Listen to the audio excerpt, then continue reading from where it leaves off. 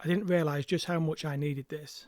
Somewhere along the way, I'd got stuck in a cycle of work, life, and just generally putting things off. I'd lost a lot of confidence, and I think that I just needed to get back outside and find my way back. So this one was supposed to be a simple walk from Whitby back through to Scarborough.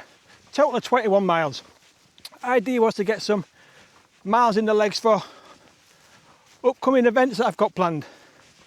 That include the Yorkshire Three Peaks Challenge and also the first multi-day hike of the year, which is going to be the S Valley Way, 35 miles from Castleton all the way around to Whitby West Pier. So I plan to spend a bit of time in Whitby this morning, but as you'll see, those plans quickly changed.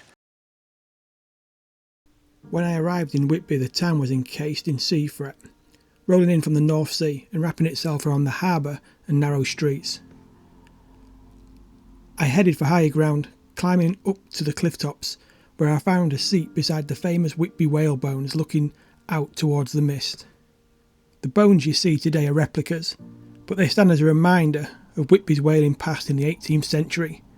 Just behind them stands a statue of James Cook, the town's most famous son, gazing out to the sea, as I'm sure he once did. As the fog slowly lifted, I made my way back down towards the town. I was here to hike a section of the Cleveland Way, the section from Whitby to Scarborough, but I couldn't just pass through without taking it in. Whitby's always been a favourite of mine, somewhere I keep coming back to, so I wanted to soak up the atmosphere before setting off. Although even early in the morning, the streets were already busy. Quiet kind of energy was building as the town began to wake. The town was already too busy. I'd come here to escape, to slow things down, and to challenge myself with the 21-mile stretch of the Cleveland Way from Whitby to Scarborough. I needed a moment of quiet, so I slipped away from the crowds and ducked into a small coffee house. Tucked down one of the narrow alleyways. Whitby's full of them. I was in search of a bit of calm and a warm drink. I found exactly that inside the Shepherd's Purse. A welcome pause before the day really began. With the coffee finished, I felt ready to finally leave the town behind and start the trail. But there's always one thing I do every time I come to Whitby. I couldn't leave without taking on the famous 199 steps. Climbing from the old town up to St Mary's Church, the steps have stood here for centuries, once used by churchgoers making their way to worship. Tradition says people would pause along the way to catch their breath. After only getting halfway up, doesn't take long to see why. It's a short climb, but a steep one. At the top you're rewarded one of the best views over Whitby. Get to take in the harbour below.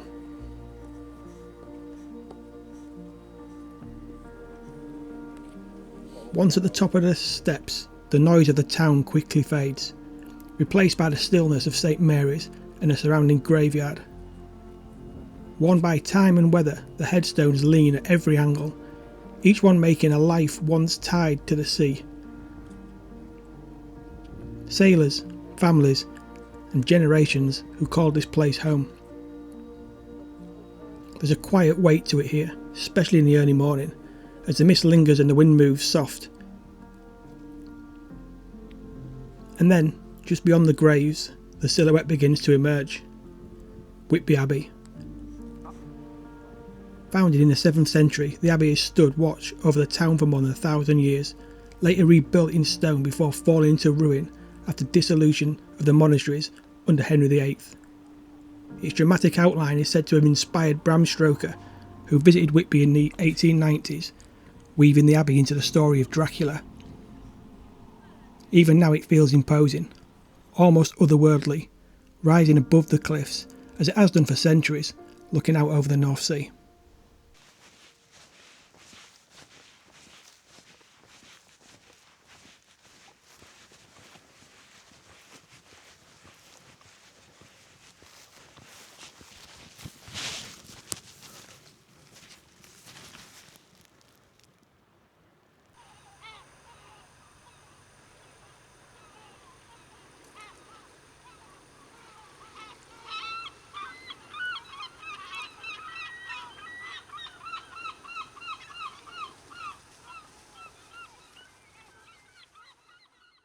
There's a reason I keep coming back to the Cleveland Way whenever I need picking up. Maybe it's the sea stretching out for miles, or the feeling of being completely open to the elements. One minute you're walking high above the cliffs, with the North Sea below you, and the next you're dropping into a little woodland or passing through a quiet coastal valley. And there's the elevation. Those climbs can hurt, but they're worth every step when you reach the top and the view opens up again.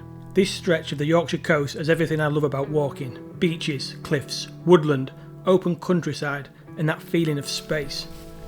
It's somewhere I can come when life feels a little too noisy, and honestly, I don't think I'll ever get tired of it.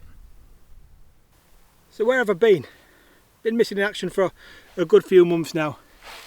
And it's down to a couple of things really. Work's got really busy. To be expected this time of year, but busier than usual, taking up a lot of free time as well, eating into those important weekends. And ill health, that's been the one that's knocked me sideways. Thought I was fit, I thought I was quite healthy, albeit carrying a few extra pounds, but yeah, trip to the doctors after having some months and months of issues with my stomach resulted in me having my gallbladder taken out, which really did slow me down for 6 or 7 weeks, slowly but surely trying to build that back up. But as I said earlier, the fact that I couldn't get up and do the walks that I wanted to really frustrated me, and it got me into a rut. Because I couldn't do what I wanted to do, I did nothing at all, and then it just got into this perpetual cycle that I just couldn't break, couldn't get out of it. So today's a good step. It's the first step in getting back out, doing what I really enjoy, doing what I love, being outdoors, taking on these trails. It's also been 12 months since I lost my dad. Only a couple of weeks ago we passed that milestone, and it's been a tough one that I thought I was ready for, one that I thought I was prepared for, but trust me, I absolutely wasn't. So that, compounded with, like I say, the inability to be up and out, ill health, I really have found it difficult. It's been tough. Obviously birthdays and Father's Days and Christmases and all those special days, the first ones without him have, I just hope it gets easier. I hope it gets a little bit less challenging, because it's been a rough 12 months. But now, hopefully, finally, I do feel like we might be back, at least taking those first couple of steps. By this point, I was well over halfway through the walk, but somehow the scenery just kept getting better. After spending so much of the day walking along open cliffs, with the sea stretching out beside me, arriving at Whitby felt like a real change of pace. The path drops down into the woodland, and suddenly everything feels quieter and more enclosed. The trees, the sound of the stream, and glimpses of the coast through the branches make it feel like you've almost discovered somewhere completely different. Whitby is well known for its hidden rocky cove and waterfall, where Haben Beck eventually reaches the beach. I didn't head all the way down on this occasion, it was pretty busy, but even just walking through the woodland gave this part of the route a completely different character. And that's what I love about the Cleveland Way. Just when you think you've seen the best of it, the landscape changes again.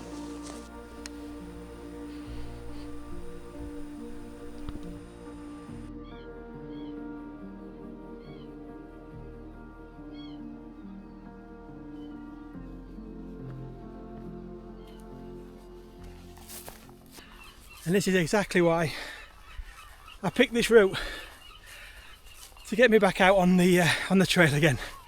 The elevation gain, the ups and downs, there's nothing like it. Cleveland Way's brutal, but I know it well, so if I need to get off, I can. But more importantly, I'm familiar with it, so there's no shocks and surprises. But let me tell you, it is kicking me in.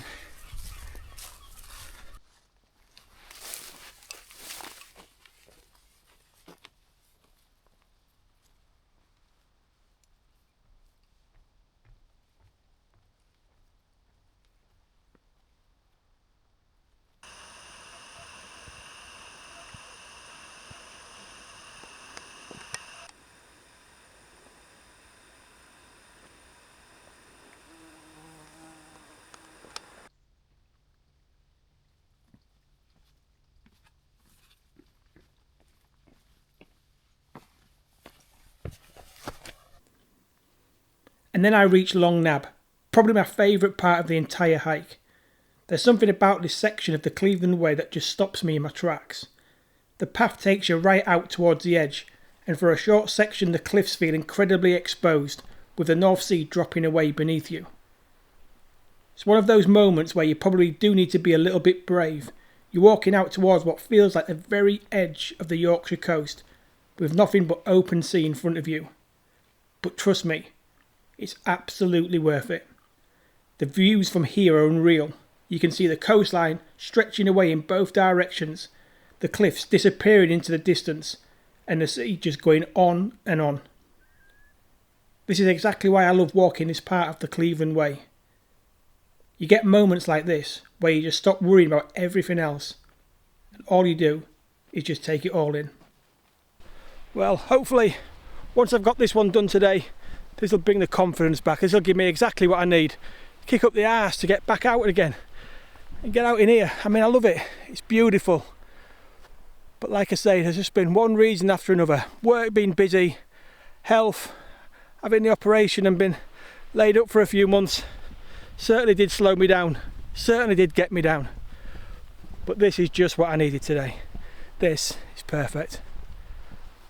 So like I say, this weekend I will be out doing my first, I guess, big adventure, first big outdoor trail. I'm not sure, I'm leaning towards the Yorkshire Free Peaks, just because the weather seems to have settled down a little bit at the moment. We're out of those heat waves, seems to have had one every single week. Wouldn't have fancied doing that 12-hour walk in that heat, in that weather, so may lean towards that if the weather's good, or I may go and do the Esk Valley, because that's where my heart is. That's what I love doing, those long distance walks, tent on your back, everything you need in your bag, just out for a couple of days. So this is a great little walk, getting me into it. It's been perfect. It's just what I needed to get me motivated, and more importantly probably the confidence to get back out and about, testing the body, putting it through a little bit of its paces, something it's certainly not done over the last few months. And I do have a new tent that I need to test this week before the weekend, because I'm either going to camp for the Yorkshire Three Peaks somewhere in Horton, Ribblesdale, so I'll need my tent for that, or I'll be wild camping on the Esk Valley Way. So that'll be the next video. I'm going to get out tomorrow, get that up, get that tested, make sure it's going to do exactly what I want it to do on the trail.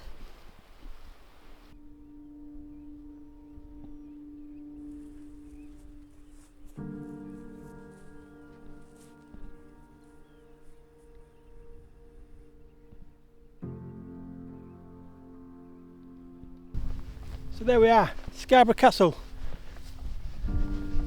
Clearly visible now. That fog and that mist has lifted, which means we're not far away from the end of this one. So do thank you for watching, especially if you've stayed around all the way to the end. I do look forward to getting back out more frequently, as I say. Tomorrow will be the first one with the tent, getting that put up, seeing what that looks like, and then on the weekend it's one of the big ones, one that I've been looking forward to. So do hope you tune in for that one as well. But we're not quite going to end this. If you know this route, you know where it drops down off the Cleveland Way into Scarborough. It's a pretty decent pub, so I'm going to see you in there, I think.